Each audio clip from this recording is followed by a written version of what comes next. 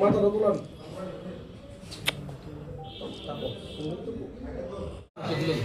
একটু ঘুরে দেখে দাও, দেখে দাও না ওইদিকে। তো বোনটা আমাদের কাছে একটা অভিযোগ এসছে যে দুটি মোবাইল এবং টাকা ছিনতাই হয়ে গেছে। তো এই অভিযোগটা আমরা একটা স্পেসিফিক কেস নিয়েছি, আমাদের পূর্ব থানা কেস নাম্বার 20/2026। বিষয়টি হলো এরকম যে ওয়ালেক্সের বিজ্ঞাপন দিয়েছিল মোবাইল বিক্রির। তো অ্যাকর্ডিংলি যে বিক্রেতা উনি চন্দ্রপুর এলাকাতে টাইম দিয়েছে, যে ক্রেতা যে মোবাইল কিনবে বিজ্ঞাপন দেখে তারা চারিপাড়া থেকে তারা দুজন এসেছিল চন্দ্রপুরে। তো ওইখানে যে মোবাইল বিজ্ঞাপনদাতা উনি ওনার সাথে আগে বন্ধুকে রেখেছে। তো তারা দুজন এখানে মিট করেছে চন্দ্রপুরে।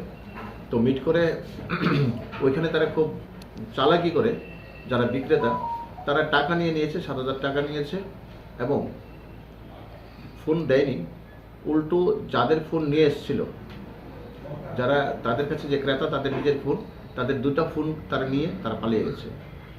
এটাই ছিল আমাদের অভিযোগ। এই অভিযোগের ভিত্তিতে আমি স্পেসিফিক কেস নিয়েছি এবং কেসটি আমি আমার সার্ভিসের সমস্যা আপনাকে তদন্ত করতে দিয়েছি।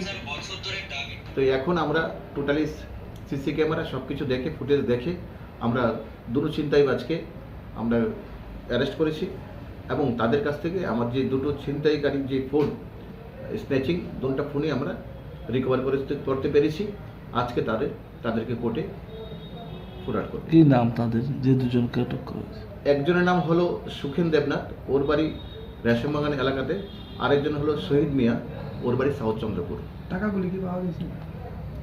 তাদের টাকাগুলো করতে পারিনি, তাদের কাছে আমরা ইন্টারভিউ করছি, তারা তার টাকাগুলো খরচ করেছে।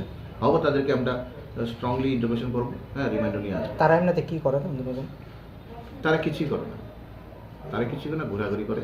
হ্যাঁ, এজ গ্রুপ তাদের 24-25, একজনের বয়স 24, একজনের বয়স 23। তার বিরুদ্ধে আগে কোনো আপনাদের না, এর বিরুদ্ধে আগে আমরা রেকর্ড চেক করেছি, আগে পাইনি এবং অন্য থানা থেকে আমরা রিপোর্ট নিচ্ছি, আগে অন্য কোথাও কোনোখানে তাদের এগেইনস্টে কোনো কমপ্লেন আছে কিনা।